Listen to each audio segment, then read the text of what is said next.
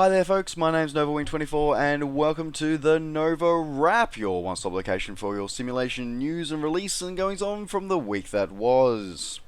Alrighty, let's get started today with an update. So in the recent release of the Pro Edition of the Q400 from Majestic Software, FS2 Crew, the outstanding producers of sort of realistic simulation add-ons, have updated their Q400 voice control system to be fully compatible with the Pro version. So it's now available to version 1.6, so feel free to update so you can do all the full voice controls and get everything, all that fun stuff when you're flying and simulating inside your Q400. So looking spectacular as always, and an excellent upgrade to a fantastic add-on for a fantastic aircraft. So look for that upgrade. Should be upgradable through your client, otherwise just go return to your place of purchase for the upgrade. Alright, moving on into other releases as well. So Airport Madness World Edition. So this is a quirky little game. It sometimes features on the channel, not very often, but yeah, sometimes features in the news updates every now and again. These guys did the update for Amsterdam Schiphol has been added to the list of airports that you can control out of. It's a quirky little game. This is a really quirky little thing, and that's a free update. One of the great things I like about Big Fat Simulations is the fact that all these airports they add on to their products are always free. Like, it's cool. No DLC products, no expansions. It's just straight, pure upgrade. There you go, new airport, have fun, kind of thing. So I congratulate the Big Fat Simulations for doing that kind of content update for everyone. Yeah, quirky little sim. We may see it more on the channel. I don't know. I haven't decided. Let me know if you want to see it. Yeah. Anyway, in other releases as well, so moving away from updates into releases. So, as featured last week, Dino Cataneo did make the announcement that his F-35 Lightning II version 3 would be going live. So we saw spectacular. That looks absolutely fantastic, primarily for the P3D version 2.5. Compatibility version 3 full compatibility eventually once TACPAC gets upgraded to version 3 compatibility. But it is now officially available. Yay! So you can purchase that one. It is available from your favorite flight sims retailer. So just head online and grab that now and support a fantastic developer. Really, really awesome work for that one. And in other releases as well, so Tabaret, so the guys who are very famous for producing all the night sceneries for various locations around the world, they've added a new release for the Middle East. So they've updated the your lighting and nighttime flying pleasure, the Palestinian, Syrian, Jordan, Israel, and Lebanon areas. So pretty extensive pack, increasing their already very impressive back catalogue as well, and looking absolutely amazing. Coming with a couple of different shader versions of the lights to sort of simulate what it looks like from the skies at night, and fully compatible. Well, they say it's fully compatible with all your sort of texture land class updates and stuff like that. So, it'll be interesting to see how that goes working alongside FTX Global. That would be interesting because FTX Global sort of does something very, very similar. So, I'd be curious to see. I personally don't have any Tabaret products. A bit of a lacking part on my part, I think, sometimes. But yeah, I'll be very interested to see hear from anyone who actually uses the Tabaret products alongside FTX Global and see what their thoughts and how their interact go as well. So, it'll be very interesting to hear. Alright, in other release, it's got a new tool here. I'm not sure how new it is. I think it's just more of for me, I'll be honest, I'm not going to get it because it doesn't interest me. But yeah, for all you simulator pilots who like flying in real world time, no matter where you fly to in the world, FS Equipment has now been released as well for compatible with FSX P3D and X-Plane, interestingly enough. And essentially what it does is it's there for people who want to do your long haul flights, but your simulator your system may not always handle what your simulation needs to do, and you may sort of experience crashes and stuff like that. So it auto saves your flight at every minute, so you can actually sort of keep it going. And so if you do crash, you can just restore a flight as well, nice and easy. But the thing it does is that it always syncs to whatever the local time is at the airport you're flying in and out of. It's a great feature, kind of cool. Shame you can't set your own time. I kind of like, I don't always, I enjoy flying at night, don't always enjoy flying at night, so yeah, it's not going to be for everybody, but yeah, it could be for those who want to fly in real world conditions and real world times as well, so that is available for you to grab if you so desire.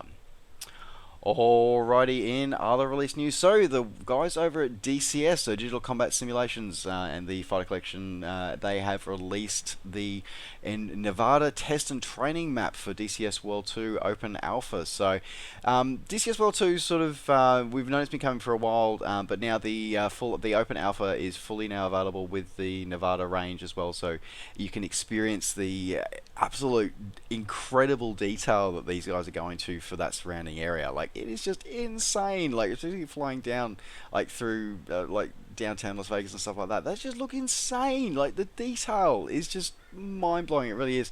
It's a shame that DCS don't have the whole world. But anyway, so yeah, this is available. You can download it and install it, so you can have a look at what DCS World 2 is going to be like and be part of the development process. Just so you know, though, it is not for Steam Edition. It is for the standalone version from Eagle Dynamics, not for the Steam Edition, just so you as well. So if you do have DCS from on Steam, then yeah, you're not going to be able to partake of this one unless you download the whole sim again. So just so you are aware of that. Alright, moving back to update news for a moment. The continuing P3D update juggernaut does continue. So Orbix have announced a few updated installers now. So their global freeware airports range, the North America airports range, is now fully compatible with P3D version 3 installers, fully available for downloading from their website. So feel free to go head across and grab those. And probably the most important one for me is the New Zealand regions have also been finally been retrofitted with new installers as well, so that is available for download from the Flight Sim store. Just head over to your account there and download the updated regions and their installers now. Alrighty, in other flight simulation type new releases for FSX Steam Edition, we've got the FSX Steam Edition Sky Chaser, or the Extra 330 SC. So this is a great little aircraft, this one here. So this is produced exclusive for FSX Steam Edition, so it is only going to be available for Steam Edition. It was designed and made by the guys over at Iris Simulations and for Dovetail Games, and is now available exclusively, as I said, exclusively for FSX Steam Edition. It's available either just as a standalone download, or if you haven't, for some reason, made your way across onto FSX Steam Edition yet, you can buy it as a twin pack with the core game as well. And feel free to check out my little review of the Extra 330 SC on my channel, and I'll put a link in the description down below for you as well. Alrighty, moving into other simulation news as well now. So we've had a release on the train simulator front as well. So continue with Dovetail Games. So train simulation has got a the Return to Marday locomotive. So it's from the developer Mesh Tools. So basically it gives a very unique English electric railway carriage has been put in here. So this is a battery locomotive. So it's designed and run on in South Wales, and it was designed back in the 1920s and goes all the way through up to the 1960s as well. So it's an interesting little trip down history lane, and it's just the thing where sort of people go, okay, you know, our electric stuff so not very good and blah blah blah. But you know, this just goes to prove that the idea of electric powered locomotives and electric powered like vehicles is kind of been around for a while. It really has. So yeah, anyway, so you get the English Electric Type 3B train, and you also get the Hunslet Austerity line train as well. Fully quick drive compatible and available compatible with Steam Workshop as always. So great to see for all the new community content that is going to be coming out for that. So there you go. So a couple of new trains for you to play with for your virtual train sets.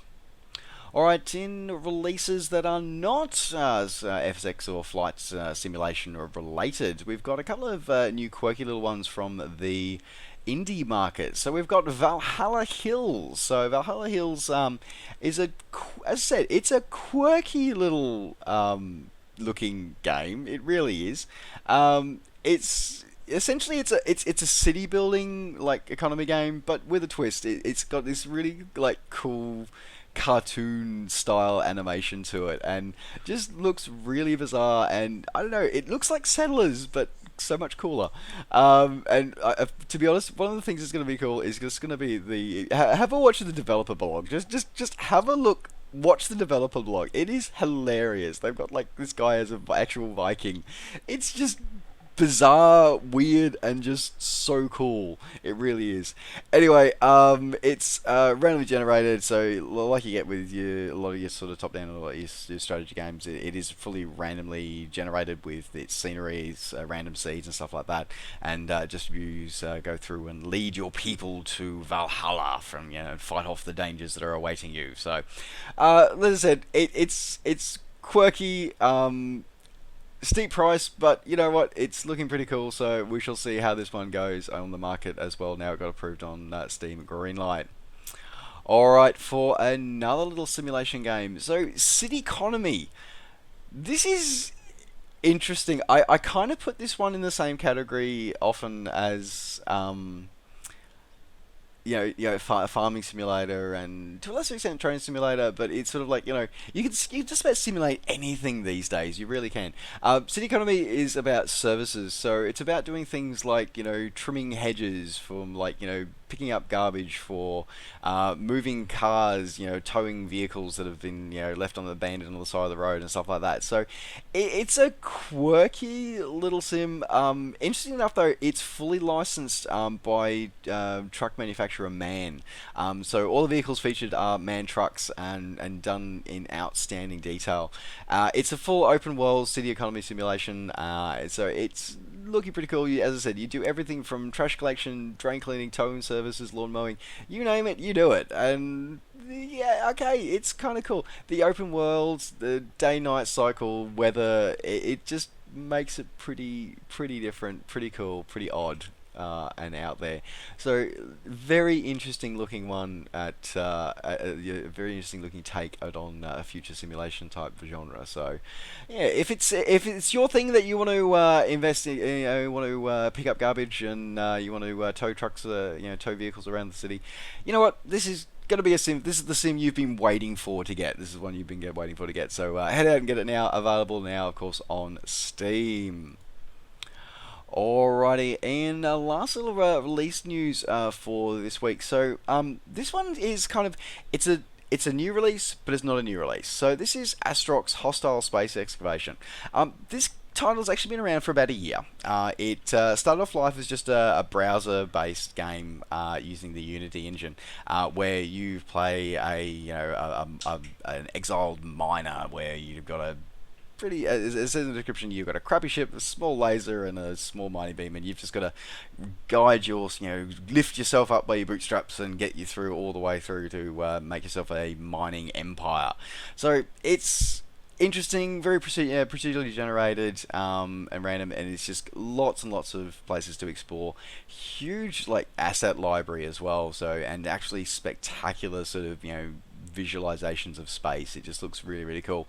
As I said, it's been around for about a year or so as a browser game, but it's now available for PC thanks to the Steam Greenlight program, and looking pretty cool. The developer's very active as well, both on the wiki and stuff like that. So it's not bad, and for the price tag, it's probably not a bad investment either. It's $10. Just knock yourself out. It is pretty cool. So yeah, there you go. Something different. If you want to take something which looks like really boring, but it seems from all the comments I'm seeing, a lot of people are actually thoroughly enjoying it. Graphics sometimes seem a little dated, but overall the experience doesn't look too bad. So as I said, this is available now on Steam. If it does tickle your fancy, go and grab it now. Alright folks, well that does wrap up the news for this week. Thank you very much for joining me, and don't forget to like the video and subscribe to the channel if you were liking these news updates and want to see more. And of course, as always, you can find out all the things I'm up to between videos by finding me on Facebook and on Twitter. Just search NovaWing24. Alright folks, thanks very much for watching. Take care, safe skies to all, and we'll see you next time. Bye for now.